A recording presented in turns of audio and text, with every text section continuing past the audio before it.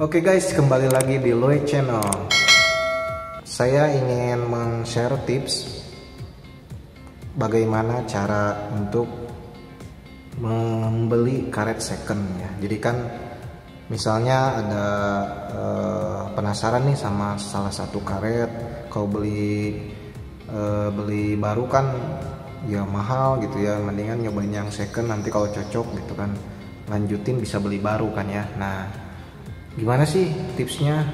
Yang pertama adalah pastikan itu karet yang resmi ITTF. ITTF tuh jadi kayak apa, dia udah ada segel ITTF-nya itu, bukan segel, tanda. Nah, ini jadi logo ITTF-nya itu ada. Nah, ini karet resmi dari International Table Tennis Federation.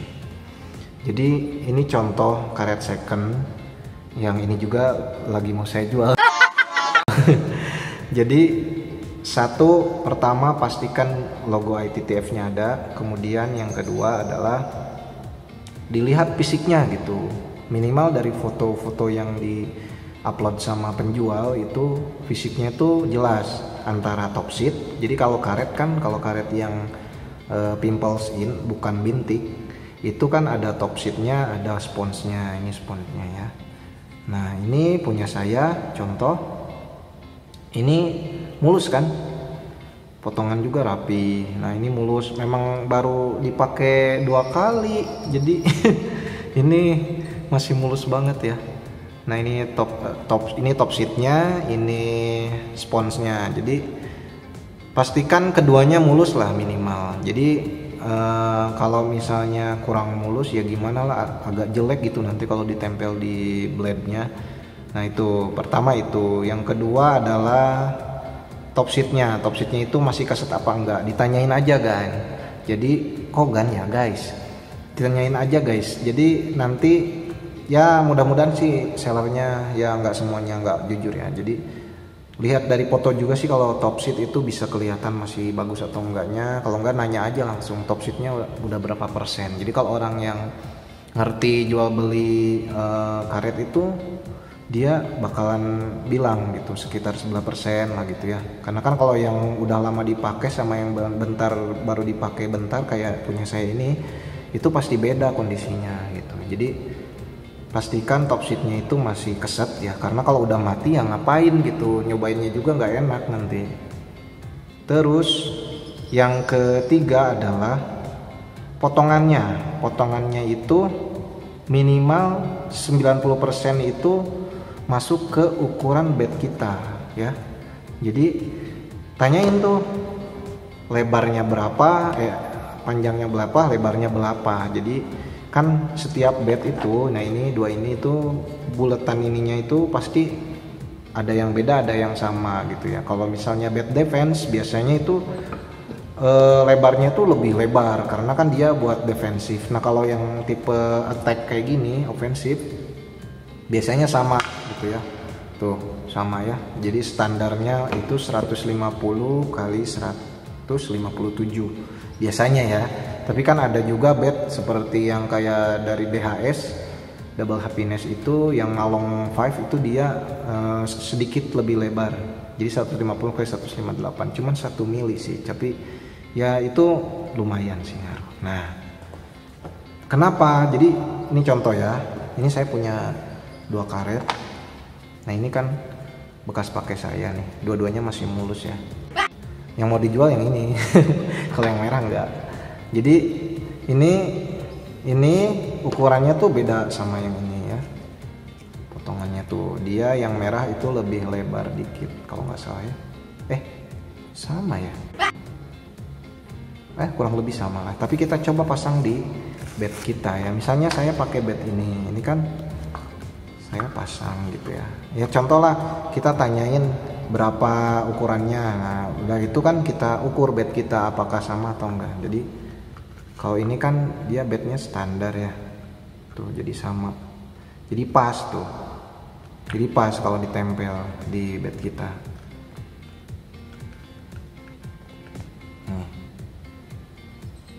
Nah, segini tuh udah 90% lebih. Ini sebenarnya potongan dari bed ini. Nah, ini bednya yang ini. Tuh, kalau ini pas banget kan, karena memang dia dipotongnya di sini sama saya. Nah, ini kalau dipasang di bed ini, kalau misalnya menutupi sebagian besar bed kita, misalnya yang ininya apa agak kosong dikit nggak apa-apa, tapi ini udah playable ini kalau dipakai ya. Ini tuh udah oke tuh ya. Nah, kalau yang ini kita coba tes. Ini juga sama sih ya, kurang lebih. Nah, ini yang segini aja cukup sih guys. Jadi segini tuh udah bisa main. Kalau ininya kosong nggak apa-apa, karena kan ketutup tangan juga gini kan ya, nggak apa-apa. Ini udah cukup. Nah untuk karet-karet Cina kayak gini biasanya tuh dia nggak mengkerucut ya, nggak ciut gitu ya kalau karet Cina kayak gini. Nah kalau karet-karet Eropa yang tensor kayak Tinergy, itu Jepang dan Eropa, kayak dari Butterfly, Andro misalnya yang Eropa, itu biasanya kalau dipakai sebulan juga dia udah ciut sih. Jadi ukuran normalnya misalnya dia pas motong segini ya pasti agak menciut sedikit. Jadi tapi nggak apa-apa, yang penting kata saya juga tadi ini tuh masih tertutup gitu, jadi ukurannya masih masuk lah gitu. Nggak harus persis banget, karena kan tiap bed itu si buletan ininya kadang-kadang beda, ada yang terlalu kesini gitu, ada yang langsung kayak gini gitu, jadi beda-beda. Ini aja tuh menurut saya tuh beda, karena barusan saya pasangin di sini ternyata beda tuh. Jadi si ininya dia beda ya, kalau ini kan kayak gini, nah kalau ini yang ini kesini ya, iya kan guys. Jadi begitu guys. Yang berapa tadi ya? 3 ya. Ini yang keempat adalah biasanya sih ditanyain dusnya masih ada enggak. Nah ini saya dusnya lengkap berserta bekas potongannya ya. Jadi ada lengkap lah. Jadi kayak beli HP gitu, ada dusbooknya gitu ya. Tapi whatever itu ya, apapun itu, ini sebenarnya yang penting itu ininya ya. Kalau misalnya ada ya syukur yang ininya ya. Kalau nggak ada ya nggak apa-apa gitu ya. Kemudian yang kelima adalah nego. Nah negonya itu tolong logis ya guys ya. Jadi jangan nego karena punya uang segini terus misalnya negonya seenaknya juga ya, nggak bisa guys. Karena kan ada harga pasarannya, misalnya harga barunya sekian, kalau misalnya dia baru dipakainya bentar ya nggak bisa turun banget ya guys ya.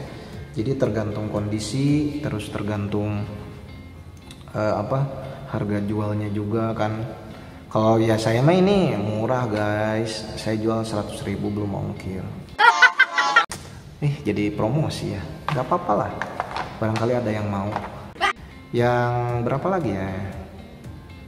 Oh iya, kalau misalnya yang terakhir adalah si lemnya, yang dipakai lem apa gitu ya. Kalau saya ini udah dibersihin si lemnya, kalau yang ini kan belum nih kelihatan ya, masih ada lemnya. Kalau saya kan pakai WBG jadi gampang tuh ngebersihinnya. Ini aja sponsnya nggak cacat, saya bersihin gampang gitu ya. Sombong amat. Nah kalau WBG gampang. Nah kalau misalnya dia pakai speed glue ya nggak masalah juga, asalkan si lemnya belum banyak banget gitu. Jadi ngebersihinnya gampang. Kalau udah numpuk banyak banget itu wah susah banget nanti dibersihinnya. Jadi gitu guys, tipsnya adalah seperti itu. Jadi begitu guys ya tips-tipsnya ya. Jadi yang paling penting itu ukuran, kemudian kondisi karetnya ya. Kalau itu aja sih yang dua yang paling penting. Dan satu lagi, hati-hati kalau kalau beli dari user langsung, kalau misalnya belum terpercaya dan belum ada record penjualannya itu ya ajakinlah pakai rekber, gak masalah kan. Kalau dia udah mau pakai rekber berarti dia penjual jujur. Kayak saya mau rekber siap, Tokopedia. Begitu guys, jadi tipsnya seperti itu. Jadi kalau misalnya ada teman-teman pingpong semua yang memang mau ada tips-tips lain selain ini juga nggak apa-apa, tinggal komen aja di bawah ya. Jangan lupa like, subscribe, and share ya guys ya, karena subscribe itu gratis guys, nggak harus bayar ya. Thank you, semoga bermanfaat. Saya pamit, Loe Channel, sukses semuanya ya, sehat selalu.